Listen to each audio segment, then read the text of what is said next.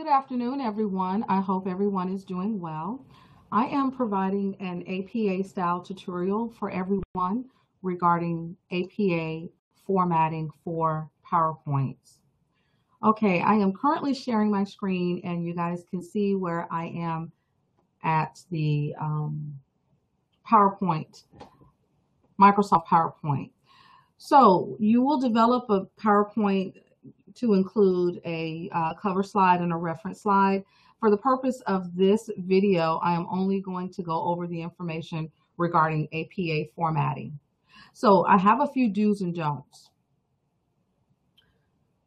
This is an example of a very cluttered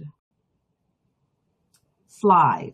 Okay, and this is something that I am not wanting for you guys to do. The slide is too cluttered, and I have a note down here at the bottom. Make sure you only use 5 to 8 words per bullet, and this is going to reduce the information that's cluttered. In this section up here, this is called the actual slide, and down here at the bottom, this is where your PowerPoint presenter notes will go.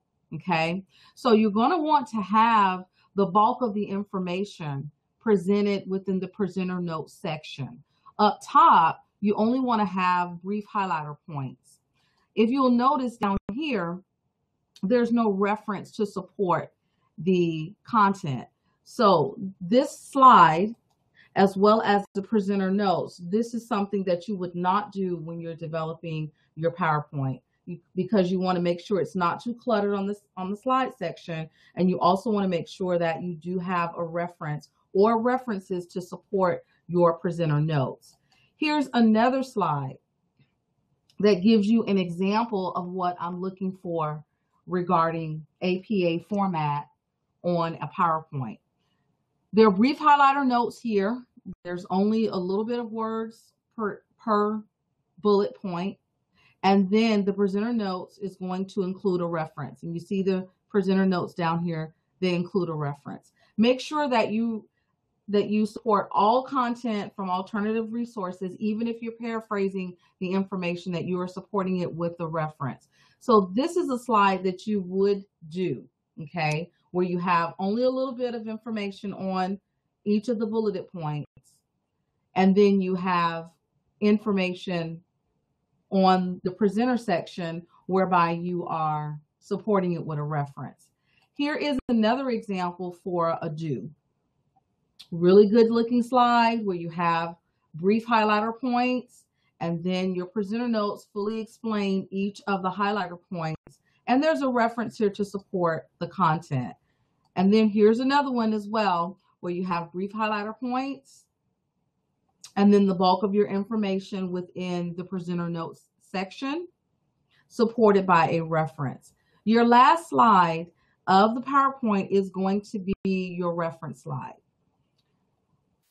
It's a good idea to make sure that you do two things on that reference slide. You got to have APA format, but sometimes when you are presenting the reference within the slide itself, it gets jumbled and the information will not indent, or sometimes it will not double space properly.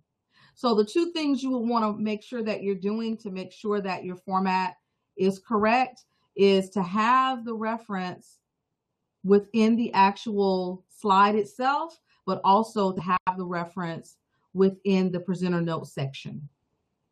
Down in this area, you can double space, you can indent each line after the first line of the same reference as you would need to do for APA formatting, and it makes things look a little bit smoother. And for grading purposes, I'm going to look down here to make sure that your references are formatted correctly, because I do know up here sometimes it's very hard. It's very hard within the slide section to do the indentation. Okay, I hope this is helpful for you guys. Make sure that you reach out to me via email if you have any questions on anything. Remember, I am here to help, and I am devoted to your success. Take care.